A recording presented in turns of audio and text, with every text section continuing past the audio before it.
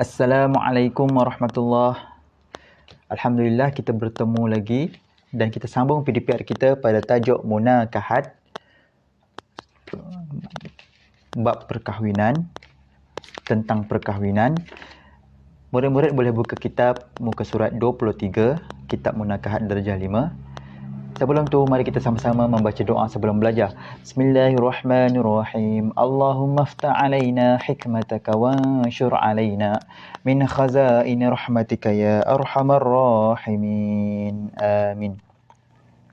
Baik, pada minggu lepas kita telah belajar jenis-jenis talak. Jenis-jenis talak ada berapa, murid-murid? Ada 3 pada muka surat 22, iaitu talak sunni, talak bid'ai, talak bukan sunni dan bukan bid'ah. Dua-dua bukan. Jadi talak sunni tu apa? Talak sunni ialah talak yang dijatuhkan mengikut sunnah. Contohnya talak isteri, menceraikan isteri ketika isteri suci dan tidak disetubuhi.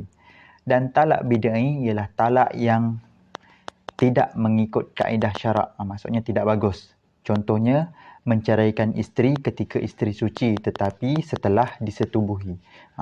Setelah disetubuhi terus talak, terus cerai. Dan bukan sunni, bukan bid'ah. Dua-dua bukan, iaitu talak contohnya isteri yang terlalu tua yang sudah putus haid. Menceraikan isteri yang terlalu tua dan haidnya telah putus, yang tidak ada haid lagi. Sekarang pada hari ini kita akan sambung tajuk lain, iaitu cara melakukan talak. Nak cerai ni ada cara-caranya. Kita baca dulu. Atas sekali, talak merupakan suatu perkara yang amat sensitif. Yang sensitif dan memberi kesan negatif kepada semua pihak yang terlibat. Cerai ini tak bagus sebenarnya. Dia memberi kesan negatif kepada semua pihak. Sama ada suami, isteri, anak-anak dan keluarga. Juga memberi kesan kepada perhubungan suami isteri daripada hidup bersama dengan bebas melakukan perkara-perkara yang pada mulanya haram menjadi halal dan talak kembali kepada haram semula. Mula-mula sebelum kahwin, dia tidak boleh berpegang-pegangan. Setelah kahwin, setelah nikah, dihalalkan untuk berpegang-pegangan. Tetapi setelah talak, diharamkan semula untuk berpegang-pegang, untuk bersama. Jadi sekiranya talak ini berlaku, walaupun segala usaha untuk mengelakkannya telah dilakukan, walaupun kita dapat mengelakkan talak dan pelbagai usaha dilakukan namun tidak dapat untuk diselamatkan, maka talak boleh dilakukan dengan cara berikut. Tidak dapat diselamatkan lagi, jalan penyelesaiannya hanyalah cerai. Jadi nak cerai ni ada cara-caranya, iaitu cara yang pertama, menjatuhkan talak mengikut cara yang dibenarkan.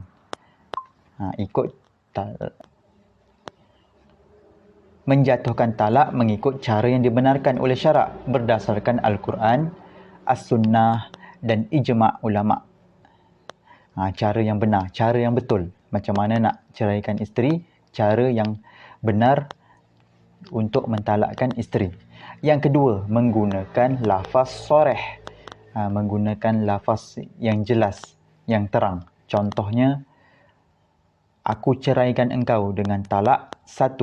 Itu jelas. Yang ketiga, menggunakan lafaz kinayah dengan niat.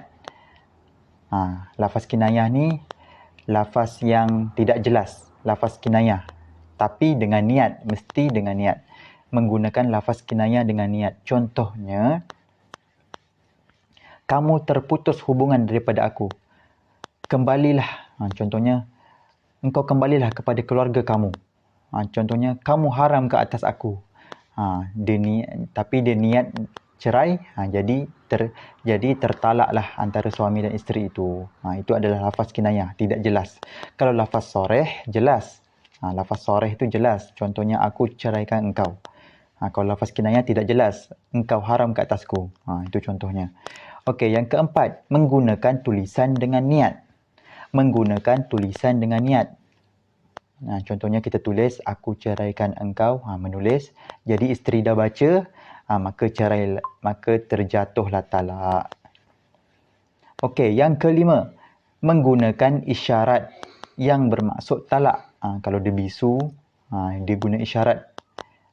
Ataupun dia tak bisu tapi dia guna isyarat, maksudnya talak, jadi itu sudah dikira talak. Yang keenam, melalui wakil yang dilantik. Dia hantar wakil, tolong cakap kepada isteri aku ceraikan dia. Itu contoh. Jadi, itu sudah jatuh talak. Ini adalah 6 cara melakukan talak. Cara yang betul untuk melakukan talak. Kita baca info tepi tu. Jatuh sah talak dengan menggunakan kaedah WhatsApp dan pesanan ringkas, SMS dan melalui penulisan surat. Talak akan terjatuh kalau kita menggunakan kaedah yang sekarang seperti WhatsApp dan SMS ataupun tulisan surat. Itu akan menjatuhkan talak. Bukannya hanya cakap, tulis juga boleh menjatuhkan talak dan cerai akan terjatuh kepada isterinya. Okey, untuk tugasan salin cara melakukan talak. 1, 2, 3, 4, 5, 6. Salin dalam buku tulis. 1, 2, 3, 4, 5, 6. Tajuknya ialah cara melakukan talak. Salin di dalam buku tulis. Okey, kita sambung muka surat 24. Adab talak. Walaupun perceraian dibauri oleh pelbagai-bagai perasaan negatif antara kedua-dua pihak, suami dan isteri. Talak ni boleh dibauri dengan perasaan negatif antara suami dan isteri. Namun talak yang dilakukan hendaklah mengikut adab. Nak menceraikan isteri pun ada adab-adabnya. Ada cara-caranya dan adab-adab yang baik. Antara adab-adab talak ialah 1. Mematuhi hukum syarak, mengikut undang-undang Islam, mematuhi hukum syarak. Yang kedua, mematuhi undang-undang dan peraturan nikah dan cerai ditentukan oleh pihak kerajaan, Jabatan Agama Islam Negeri Johor atau Majlis Agama Islam Negeri Johor. Ikut undang-undang. Ada dia punya SOP-nya, ada prosedurnya, ada cara-caranya. Jumpa dengan Jabatan Agama Islam Negeri Johor. Okey, yang ketiga, menghormati hak kebebasan masing-masing. Kita kena hormat hak kebebasan. Yang keempat, bersopan sama ada pada kata-kata atau tingkah laku. Kita mesti menggunakan perkataan yang sopan. Jangan mencaci. Guna perkataan yang baik ketika mentalak, ketika melafazkan cerai. Yang keempat,